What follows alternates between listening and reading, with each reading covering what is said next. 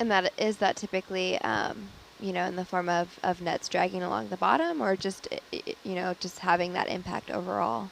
It's definitely the type of fishing methodologies that are used, the dragging of large trawl nets that have gear that rolls along the seafloor. Are major impacts, as well as using large dredges for clams and scallops. Those also have very, very destructive impacts. I've seen them destroy shipwrecks by one pass hitting with a scallop dredge. More minor impacts would be lobster gear or gill nets. And then at what depth do those typically operate at? It all varies, but there are, I think, you know, Mike Brennan has done some more work on impacts to shipwrecks from fishing activities, and thousands of feet of water you could have impacts from fishing gear. Oh, wow. There's also, this is a little more recently, and requires a longer explanation, but steel that has not been exposed to atmospheric radiation is very valuable and is used in the manufacture of like medical devices. And for some reason they need steel that hasn't been exposed to radioactivity. So any vessel that sank before we started blowing up atomic bombs in the atmosphere has this very precious steel. So there's some wrecks from early World War II that have just disappeared. Oh, wow. Like different salvage operations will just go and find these. And Interesting. Yeah, that's a good question. I mean, you know, when we're looking at, especially in terms of live streaming, and we're looking at these valuable locations, you know, where's this balance between protecting them and sharing out the information? And it's an interesting topic. It's definitely a combination of allowing the public to access and know about these historical resources, but at the same time properly managing them if possible, and preventing undue harm to them. So, you know, we want people to, you know, explore their maritime world, but to make sure that it's there for future generations. Absolutely. And, you know, do we have sort of a rough estimate of known shipwrecks? This is a super broad question. Oh, geez. Yeah. How many shipwrecks in the world, right? Yeah. Thousands. Yeah. Thousands, right? Ones that we don't even know about, I'm Yeah. sure. Yeah, absolutely.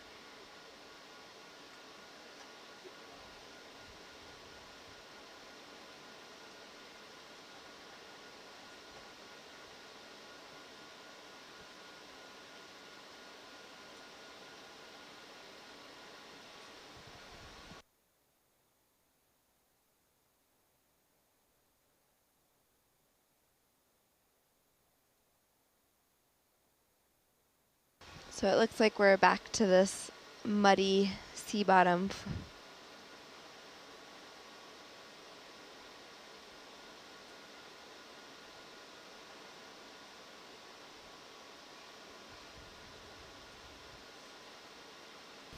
So we have just lined up with our next line, line 8. So we will continue along this track for approximately the next 2 hours.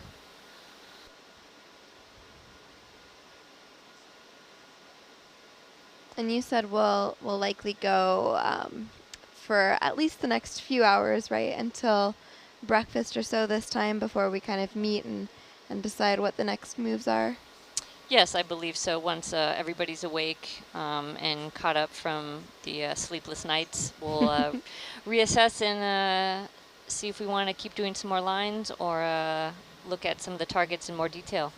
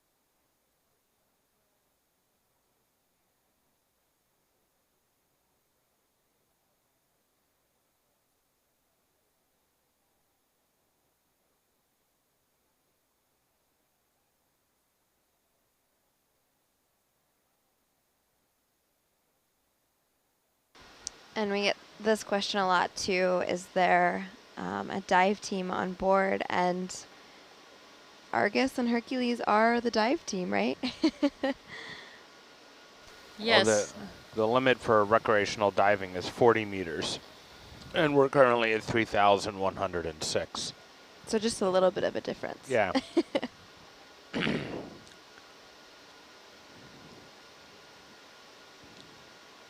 There's like 4,000 pounds of pressure per square inch down here, I think. It's a lot of pressure. Somebody wants to do 311 times 14.7. That'll tell you how much pressure there is. You're looking at the wrong person. Yeah. Notice I didn't even attempt it. Yeah, and so, you know, talking about that pressure, is there a chance that that would have had an impact on the Samoan Clipper down there? All of the airtight gauges will be smashed. But anything else? There's no other sealed spaces in the aircraft, right? I don't believe so. Just the gauges. Yeah. They'll all be cracked. Mm. So it's just those areas that hold air within them. Yeah. Yeah, they get crushed. But they have a glass face, and that gives way. Sure. Yeah. Sure.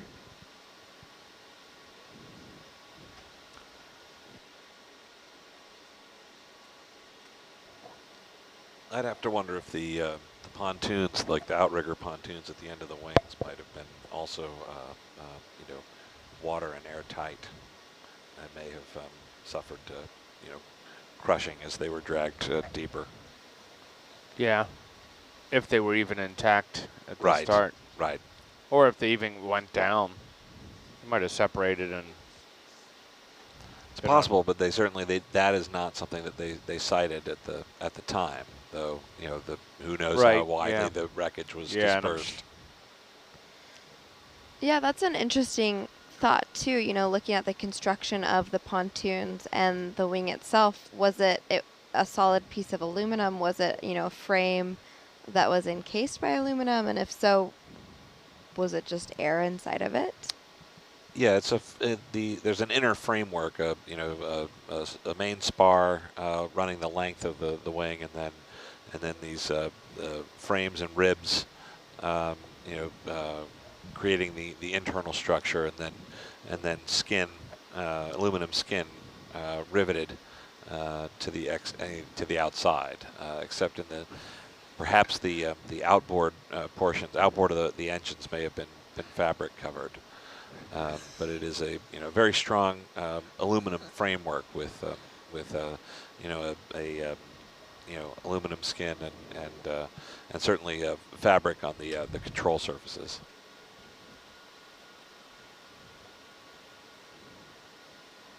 And Russ, you spoke earlier about another, was it a 42B that was recovered in Florida? Well, there was. I think I was just relating the story that there had been accidents with Pan American in later years, and yes, there was an S-42. I think it was the Dominican Clipper that suffered a landing accident, and they actually recovered the airplane. I mean, but it was in probably 100 feet, give or take. Oh, so much. So different. yeah, so that they were able to locate it, and possibly even in that case, the portion of the airplane may have even still been visible. But yeah, but they recovered the wreckage and you know, had it removed. And I think in all cases, like if it was at all accessible, that was what they would do. They would want to recover it and learn from it, and then ultimately to dispose of it. So of course, in this case, in the case of Samoan Clipper, it was completely out of reach. Sure, and there were 10 S-42Bs in all? Well, 10 S-42s. Okay. So the B model was a later modification, and it was the last 3 of the airplanes made were considered B models. But so there was the standard just S-42, and then there was an S-42A and the S-42B, and I'm not actually certain how many of the A models were built, but yeah. So as a whole, the production run of 10 is is the S-42, and then there are variations within that, and the Bs were intended specifically for long-range survey flights, and so they had extended, slightly enhanced or extended wingspan, really 4 feet extra, and to give them greater lift, and then added fuel capacity in these hull tanks, and a more elaborate navigator's position. And the Samoan Clipper was modified even beyond that, right? No, it was the first of the 3 B models, but yeah, so it had been modified beyond what the standard airliner, and they stripped out the passenger accommodation. They left a few bunks and seats for the crew when they were off duty, but for the most part they lightened the plane and stripped out the passenger refinements, and just added this mainly the main added feature was these auxiliary tanks, and within the hull, within the what was called the compartment D. And what's interesting is that the compartments inside the plane were lettered A through D, but starting from the back of the plane and moving forward, because the passengers actually boarded the plane through the top of the fuselage. There was a rectangular hatch that would open, and they could walk down a very a narrow, steep ladder or staircase, down inside the airplane, and then they would make their way to their seats by walking up forward toward the cockpit. But as they were, that's the way they would encounter them as they walk forward. So they're labeled accordingly, just A, B, C, D as you work your way forward. And it actually took me a few viewings, like when I was looking at the plans, to realize why it was that they had done it in that way, because we're all used to entering an airplane usually from the front and working our way back. Sure. But the Samoan Clipper itself, it wasn't set up at this stage to be a passenger aircraft. Not at this stage, no. And so when it was first delivered from the Sikorsky factory, it was configured for this long-range survey work, and they did that initial run, the first test run down to New Zealand in March and April of 1937, and then the airplane was sent on from there and went across the Pacific, and then was based running a shuttle service between Manila and Macau and on to Hong Kong. And in fact, it was given a new name at that point. It was dubbed Hong Kong Clipper. And in fact, its first name was Pan American Clipper 2.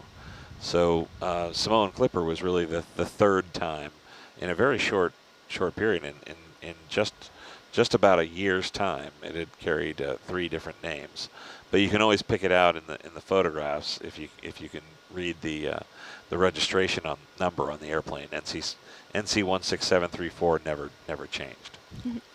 And there is one S-42 that is rumored to have been even more modified, but in an unofficial capacity.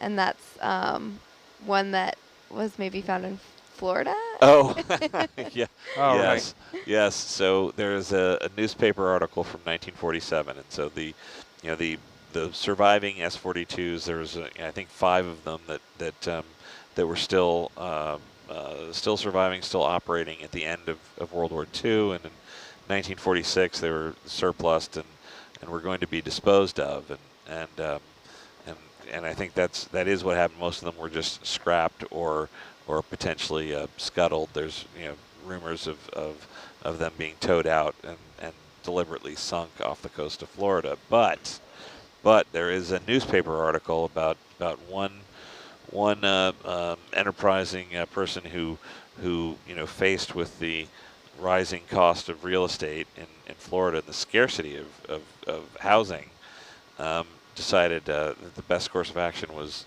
to get a houseboat, and found a ready-made houseboat by buying one of the old clippers, really the first one, the Brazilian clipper, and it was shorn of its wing and upper wing and the tail, but the boat portion, the main hull, remained and was completely recognizable and became a houseboat. And there is a newspaper article surviving from the time that describes the whole thing, and there's photographs of it as well. And so yeah, it's a kind of a fond dream of aviation historians that houseboat is floating somewhere in some backwater in Florida, just waiting to be discovered and waiting and for a Florida man to do something newsworthy so we can discover it.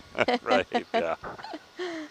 Russ, what would Pan Am have picked up one of those from Sikorsky for? What would the cost be? $242,000. Yikes! Yes. That's in mid 1930s. Yeah. So adjusted. Yeah. Oh, there's a fun exercise. Yeah. More math for you. I'm on it. All right, so we have the Samoan Clipper, the Hawaii Clipper, the Brazil Clipper. What other ones were there? Oh, Dominican Clipper. Okay. Honolulu Clipper. Cape Town Clipper. The list goes on and on. There was they would name them as you might guess for regions. Most of the time for the region wherever it was serving. There was a Yankee Clipper, there was a Dixie Clipper. At one point I think there was an Anzac Clipper. So and sometimes it would be just in honor of the nation or some connection there, or of course they reused the name Pan American Clipper Sure. several times. Oh, and Pacific Clipper, I know that was one. And then when it comes to the S-42 specifically, what are some of the notable exterior features on that aircraft? I mean that very high wing and the pylon, or I've heard it referred to as the cabane that it was mounted to. The shape of the big round windows in the fuselage, the arrangement of the cockpit windows as well, and that very boat-like bow. The twin tails, on the at the back at the aft end. Yeah, I mean the twin struts supporting the main wing and the outrigger pontoons that we were talking about before, and that. Oh, and of course that boarding hatch, through the top of the plane. That was distinctive to the S-42, and then also to the S-43, which was a twin engine design, but that was referred to as the baby Clipper. And there are 3 examples of that still are known to exist. 2 of them are military versions, known as the JRS-1, and where one of them is preserved at the Pima Air Museum, Pima Air and Space Museum in Tucson, Arizona. Another one is on display at the Udvar-Hazy Center of the National Air and Space Museum, Smithsonian National Air and Space Museum, at their annex at Dulles Airport, and then another one in the collection of Mr. Kermit Weeks at the Fantasy of Flight in Florida, and he was actually kind enough to give me a tour of the S43 in his collection, and it is, you know, it's a scaled down version, but even then, like, yes, you board it through the top of the airplane at the back and then walk your way forward. So it's kind of a neat thing to see that little, you know, bit of you know, surviving piece of that bit of history. So Russ, some back of the envelope math. I think you said the original purchase price was about 240. 242,000, yes. That's what I use. So you have about 1,700% inflation since then, cumulative. So it's somewhere between 4.25 and just north of $4.5 million. Okay. Pocket Good to change. know. Right. Right. Well, instead of buying an airplane, if you had known in advance to buy stock in, oh, I don't know, Ford. Right. So are we looking at another point here on the screen? Seems that way, yeah. All right, so that's up to 35, and Yes. we're just coming up to our watch change. So that seems to sort of be the trend, right? We find a a Hand point it off. every handoff, yeah. The valets. All right, well, I'm going to bed, but I will see you guys in a few hours. All right. I'm staying on. I can't leave. That's the spirit. Yeah. Just can't get me out of here.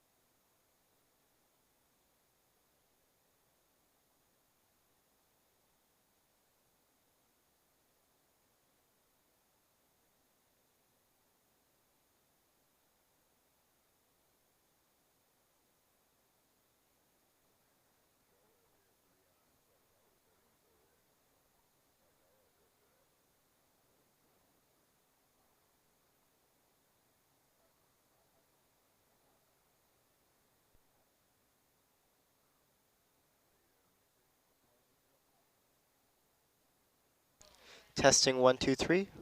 Oh, no one's wearing their headsets.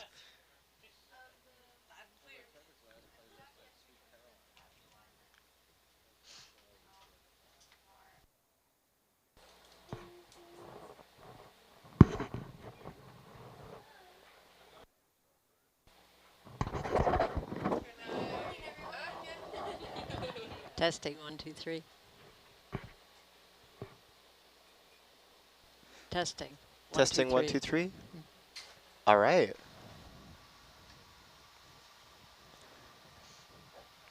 Hello, what watch is this? 12 to 4. 12-4, watch. Yo, how you doing? Back row, checking in. Ooh, We're all here. Present and accounted for. Oh yeah, I just watched. Yeah, I watched that too.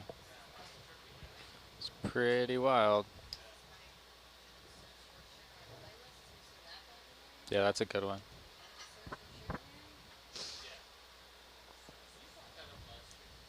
Oh, I haven't been looking at the screen. Let's see what we got. Do you have the Wire mouse pad? cam up there. It's shaky. There we go.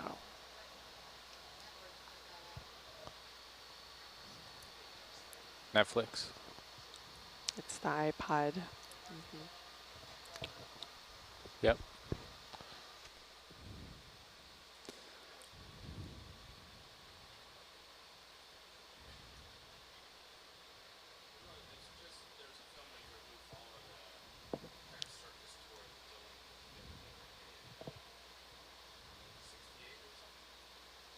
$75. Yep.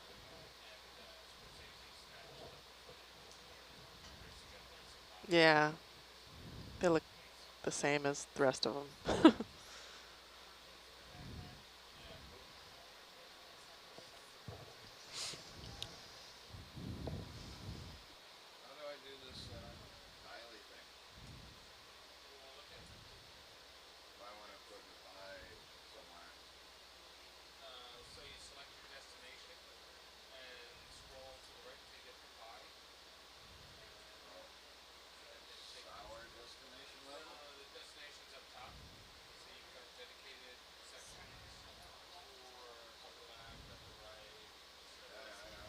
All right, so now that we're getting underway again, Lonnie, could you give us a summary of the goal for this mission?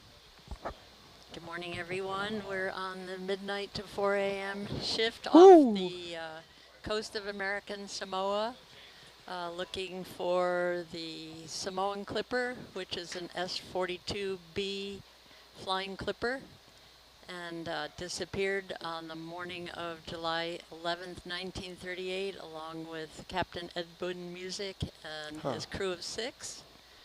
We're currently doing what is called as mowing the lawn, going back and forth on different paths to try to identify anomalies. So this is particularly important for aviation history, as Pan Am was out there trying to connect the world by these long distance flights that the Clippers were capable of doing. And we're very excited to be here and welcome any questions that you might have.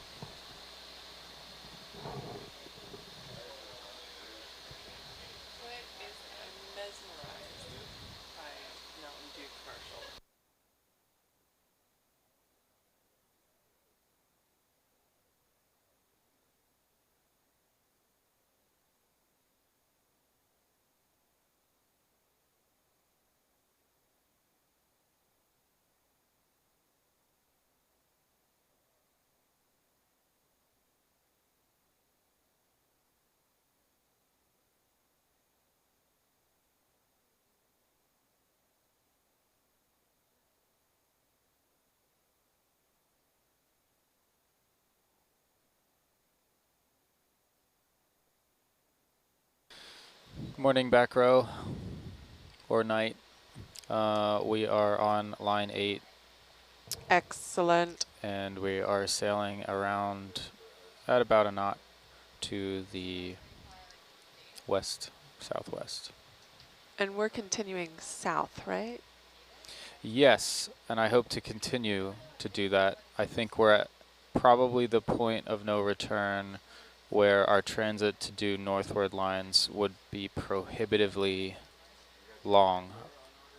I think we should continue to do south lines. So you're saying we can never go back?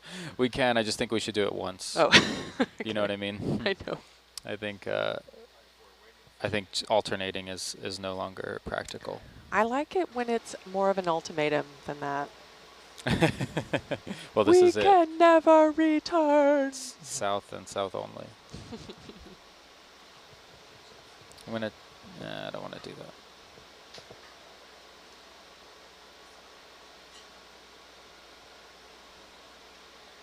Oh, I was going to say we were like Zoolander where we can... Oh, no, we are like Zoolander. We can't do left turns anymore? We can, but we call them blue velvet, or whatever that move was called. No, Blue we're doing steel. alternating Blue left steel, and right. thank you. Oh, okay. Still, yeah. I had to think twice about that for a second. I said blue Our next velvet turn will because I be- mentioned it yesterday. Oh, the you're right. film. Our next turn will be to the left. Yeah. And then... Crazy to the right. Ivan. Got To it. the right. Yeah. Well, so that was wrong.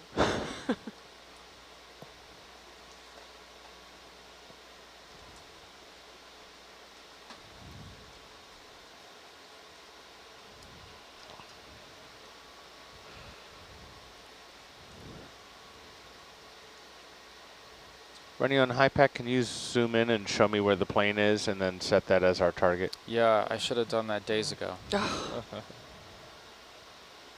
Good thinking up there.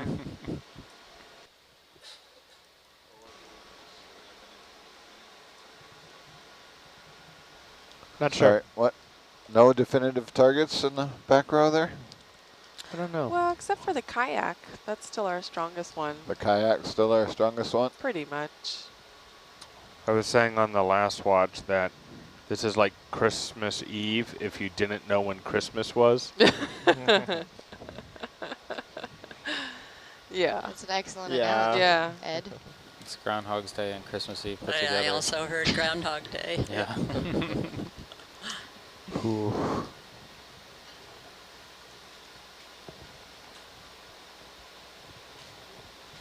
Yeah, don't we usually rock up after the multi-beam, or after the side scan? So.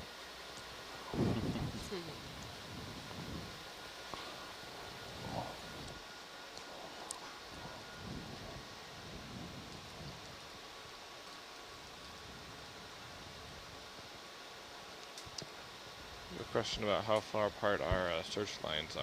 Are we still around 300 meters? I think we switched them to We're 200. at 200. 200. Yeah. I can barely hear you, Brian. I don't know. Can you get them? How about now? Yeah. All right. Yes, these are 200. Thanks. Spacing. Thanks for joining us all the way from Denmark. Ooh. Yeah. So the Simone Clipper actually didn't really break up on impact.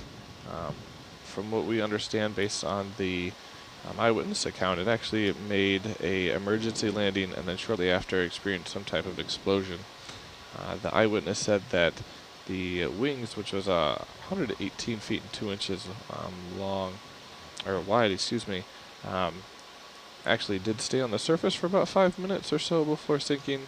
So we're expecting to hopefully find maybe that section still intact, as well as potentially maybe the front section and the tail section.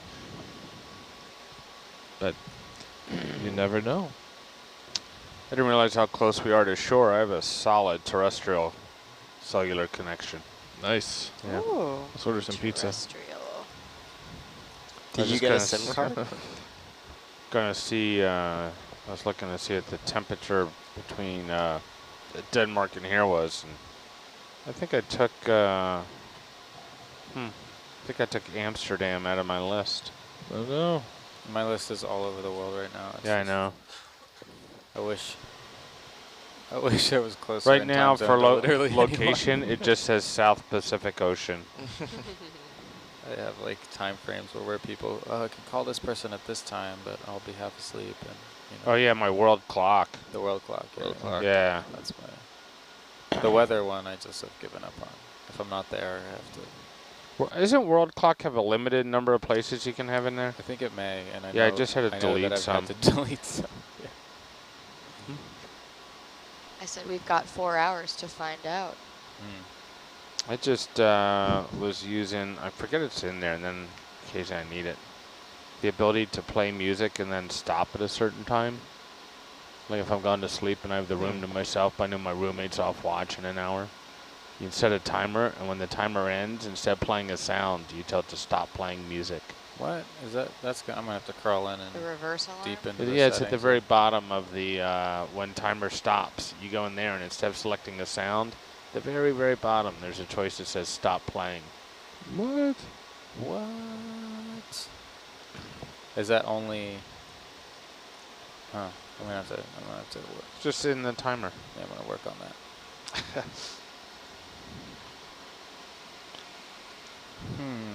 River timer. Argus average? heading is. Argus heading is set to 255. 255. So, Oh yeah, stop The playing. goal. yeah, look at There that. it is. Can you make the goal 260? Ed, that's awesome. Pro tip. Summer. Huh? Can you make the goal 260? I would love to. What about 259? Sure, you can What do would that. you do about that? That bother you? It would, but I think it'll make you happy, so go for it. Can anybody name a city in Denmark? Wait, is Lonnie here? Copenhagen. Yeah. I've got a counter of midwater sea cucumbers up, so we're up to 28 over the past 2 watches. Just if you see one in our discam. They actually say Copenhagen. Copenhagen. Haven, So strange to third me port, when Haven. you grow up learning the names of places and then you go to those places and that doesn't, it's not spelled or sometimes pronounced the way it is in your map or your country. Yeah. Shatters your childhood beliefs. Right. Yep. I think that one is Kobenhavn. Right. I was just in Vienna, wait a second, that's not. And Lonnie, did you live in Copenhagen at some point? Nobody lived in Norway, so often traveled there. All right, so we have a viewer from somewhere in Denmark. Let's play my favorite game. Colder in Denmark or Seattle? Ooh. Denmark. Nope. What? Seattle. 20 in Denmark, 16 in Seattle. Wow. The Unexpected. Nordic countries are on the Gulf Stream. Yeah. Yeah, but Tim was telling me that they were having it real hot right now. So I thought. Heat wave. Yeah, it was hitting like record highs in Oslo, wasn't it? Doesn't count for diurnal cycles.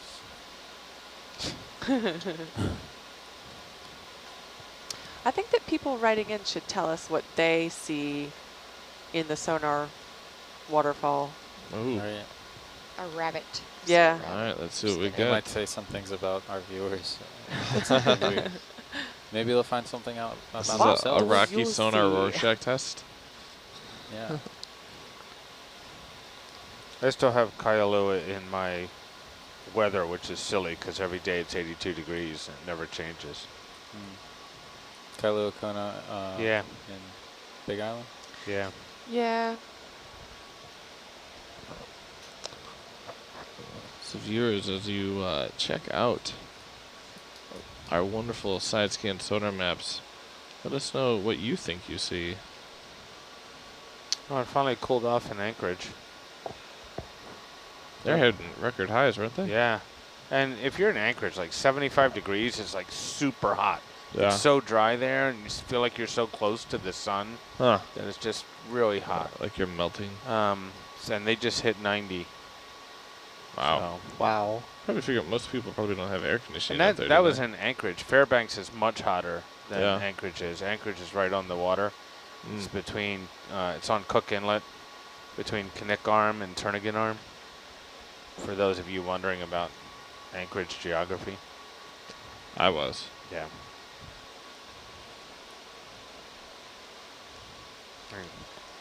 Have to remember that the SCF who grew up in Alaska is not on this watch. That was the last watch. Yep. Not me. Detroit guy.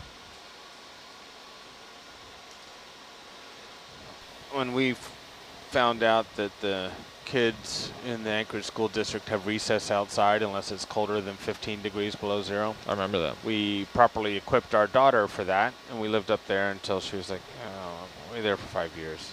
94, 7 or 8, something like that. And we moved back down to America, and we're outside, and sent her to summer camp. And all the kids, when they arrive, the counselors give them a camp name that they use. And Kristen grabbed all of her stuff she normally would use in Alaska to go camping. And so the counselors took one look at her and gave her the camp name of REI.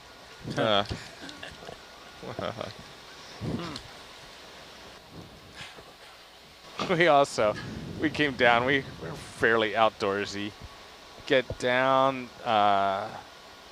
to lower 48, and we go camping for the first time, and we're rugged Alaskans. We've got everything, and we did.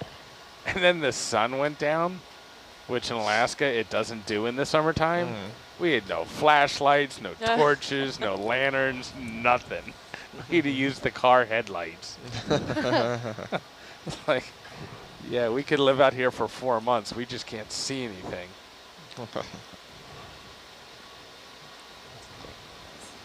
We have some viewers who are saying they see some ramen noodles on the sonar. Huh. I think it'd be interesting to talk about American Samoa since we're off the coast of American Samoa now. Do you know that it was discovered by the Dutch? No. Nope. It was.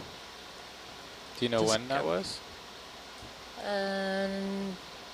Well, it was settled by the Polynesians 3,000 years ago, so I don't know when the Dutch discovered it, but it became an unincorporated U.S. territory in 1900.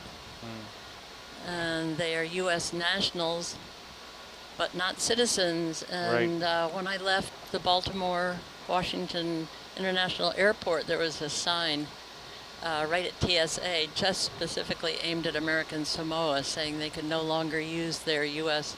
driver's licenses to enter, that they needed to get a passport. Really?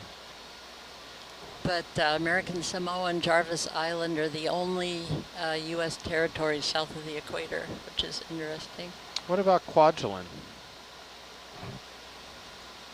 Maybe that's not a territory, it's a military base. It's not a territory, right.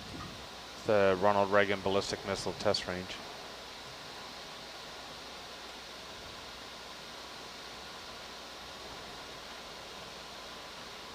Uh, 1722.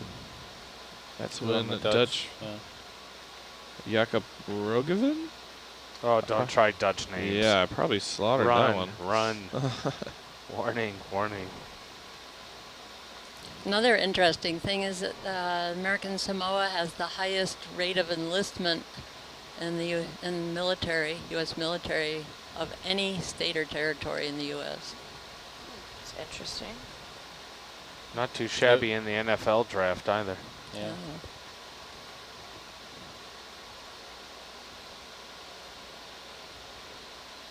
Oh, that's funny. I don't think I served with any Pacific Islanders. Oh, maybe I did. Guamanian, but no Samoans. Lots of people from Puerto Rico. It might be a good path to true citizenship. Yeah. American Samoa was, Samoa in this region was hit by a tsunami in September of 2009 that was quite severe. Good thing we're on a boat. Yeah. That didn't help most of the boats in the harbor. I'm actually reading a really good book called The Wave by this Oh, lady. that's right. Susan Casey. I just met her on the last ship that I was on, and she was out doing research for her next book, which is going to be the topic all about anything under 600 feet, I think, she was going to write about. But this book is about waves, just rogue waves and tsunamis, and she follows the surfers around like Laird Hamilton, and then she talks to people that have been on ships that have survived these like crazy rogue waves. It's a really good book, nonfiction, and she gets into everything, like the ship side, the surfer side, like the climate change and obviously Yeah. coastal areas and the devastation that could happen with like that Cascadia region off California. All the fault, like if there's a big earthquake in that fault, like big part of California is kind of doomed. But it's a really good book if anyone's looking for a good book. Says the wave was 15 to 20 feet tall. What wave? The Tsunami. from the tsunami 2009. Yeah. Here.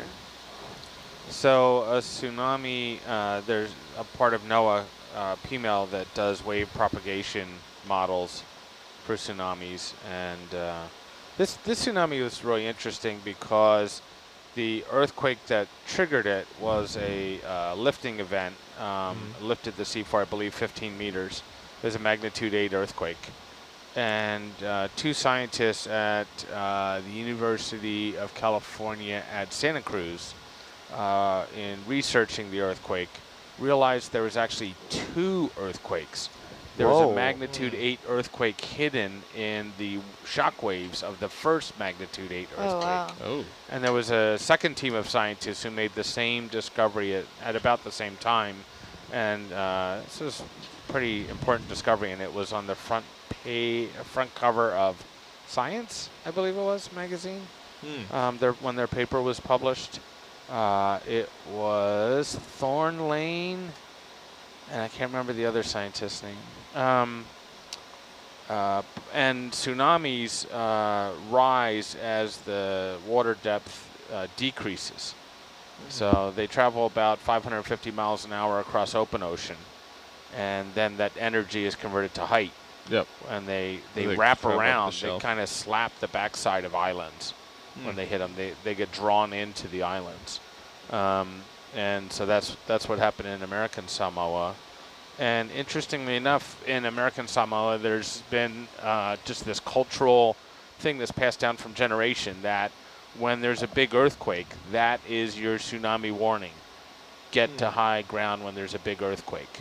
Yeah. And when you see the sea recede, Yes. run to high ground. And almost all of the schools, especially the elementary schools, were on beaches in American Samoa, and it was during a school day. I think it was September 19th. I might be wrong. 29th. 29th. They're still very But how close. much, I mean, I guess it depends, but how much time there is between earthquake feeling that and then Yeah, they tsunami had wave like coming? 9 minutes or something like that. Okay. It was 120 But- miles off the coast. But the amazing thing is in the rural parts of Samoa, the warning system is old acetylene bottles hanging at those bus stops with a pipe hooked up to it. Wow. And if you hear one of those ringing, you run to the one near you and you ring it until you hear the next one ringing. Huh. And that lets your village know to Interesting. get out. And they suffered loss of life for sure, but it could have been so much worse. All of those schools evacuated and got to high ground. Ugh. Wow. Wow. Alaska And- got nailed, like in the 30s. I was reading about. 1964. Was that when it was? Yeah, magnitude 9. Yeah, and it like Yeah. devastated Anchorage. Kodiak like lost. It was like 1,000-foot wave. Yeah, it's huge. Seward. 1,200. Could you imagine, like, oh no, The she's not from size of Seward. a 1,200-foot wave. Mm. That's insane. Um, Sorry, I got you yeah, off your train of magnitude thought. 9. Look No, it that's good. So anyway, this NOAA, which has a presence in this region, obviously, and has a National Weather Service office in Pago Pago,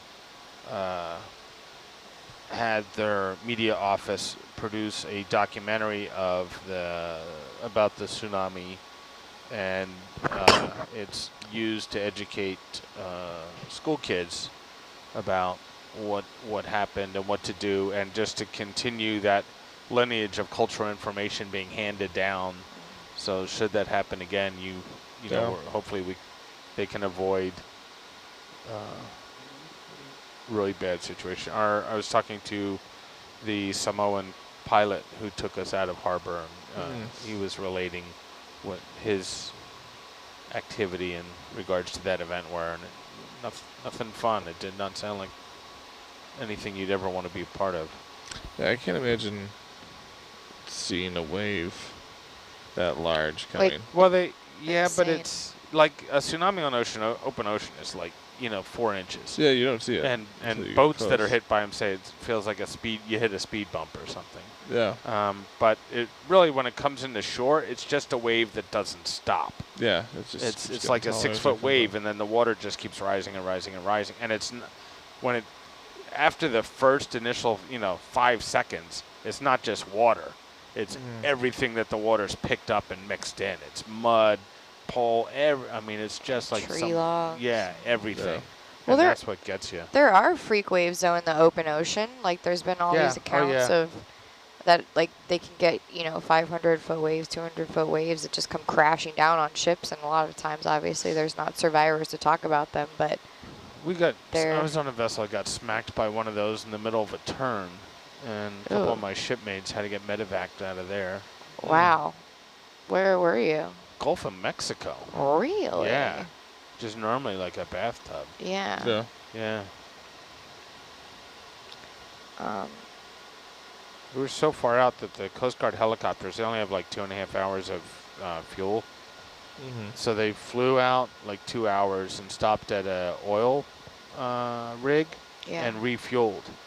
And then they came out another 2 hours and stopped at another oil rig and refueled. Wow. And then they came out to the boat and picked up the 2 patients and then did all of that in reverse.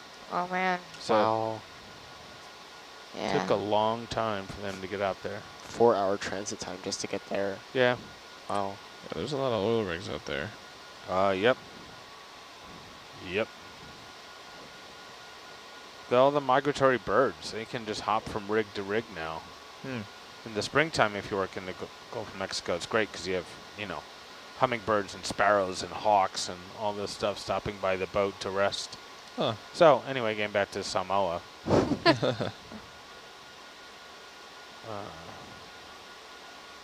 What a beautiful little harbor that is, though.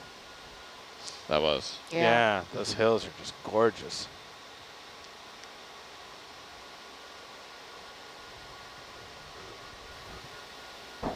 But being in the harbor, you can understand how difficult it must have been to try to come over that 800-foot ridge and Right. land in it. Right, and I was saying, maybe I was on a different launch. Yeah, because I don't think Summer was here. That you would never, as a pilot, intentionally fly, especially with the overlaid in the aircraft, fly into that box canyon. Oh yeah. You would, But you had to come in that direction because the other mountain is 1,700 feet high. Right. So, and you'd never be able to get out.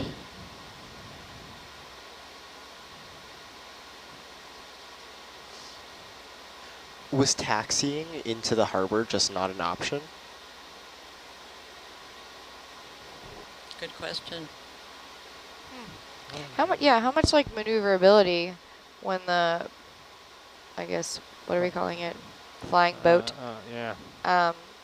When it gets in the water, I mean, it has 4 engines, but But it's so obviously doesn't have light. like a rudder or anything, right? It So really doesn't have the mass, I don't think, to it's a really probably a pretty bouncy maneuver. ride. Not as bad as Alvin, but Well, this plane was built for flying in tough weather, and it could was very strong and could hold up against squalls when it was moored. But I imagine taxiing a long distance wouldn't Yeah. be a good thing.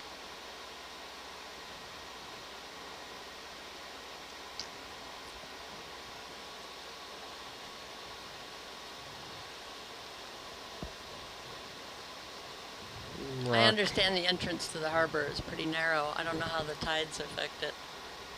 well, we're pretty close to the equator, so the tide should be a lot less than where most of us are from. That's true. We get a 14-foot tidal exchange in Seattle. Yeah, Oregon was like 12 feet or something. Yeah. Anchorage gets 30. Wow. One of the 2 places in the world that gets what's called a bore tide, where the tide comes in these 4 to 6 foot waves. Bay of Fundy, Yeah. Is that the other? yes. I think it's 40 feet. Yeah. Do they have beluga whales there as well? I don't know. Uh-huh. But But you can ride the boar in a raft. That almost sounds like a marketing slogan Yeah. for like a drink or something. Ride the boar. In a raft. Ride the tidal boar.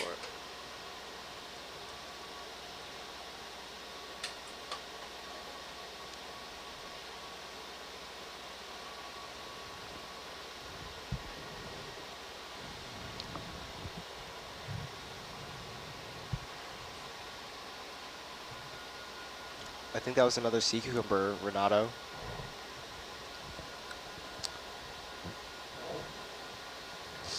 $30. Nice. We have a holothorian count going on over there. Yeah, just the midwater ones. It's great when you watch them. Have you ever seen them lift off from the bottom, Peyton? No, I haven't. Very frequently they lift off from the bottom and then they dump ballast. Oh. Yeah, it's polite.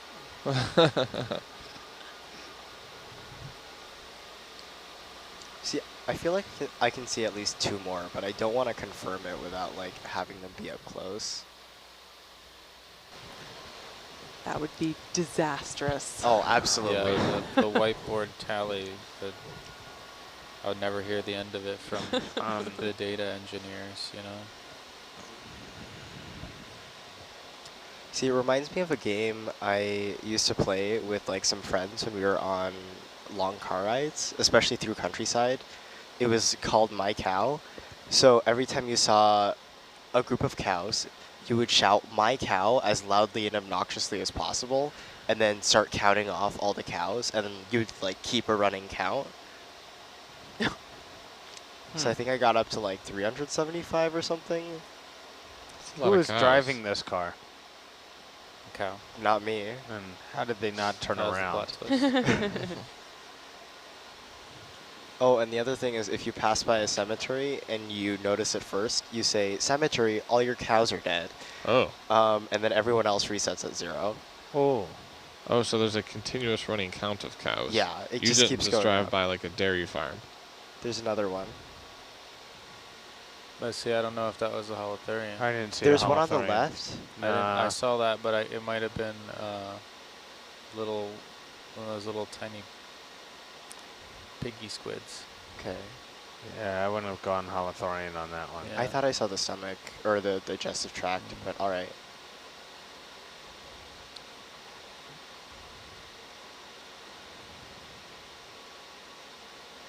I thought they were just counting this one type of holothurian, but I was mistaken. Those pelagic ones we were seeing in the last cruise. The swimming ones are more interesting to me. Yeah.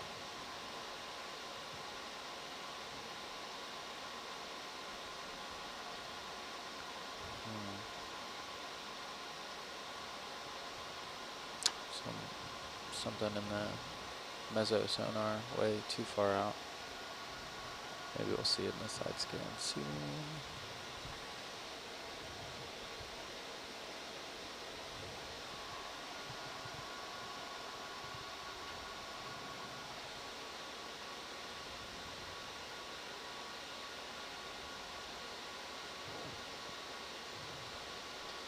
This is the last line. Nope, they're just hiding. Can't change the color of the lines in this program. Yeah. 2 more lines? Nope, a few more. Several. How many have we done? 1 square kilometer yet?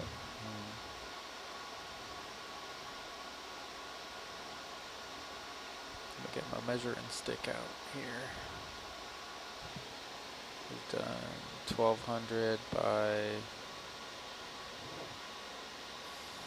3500.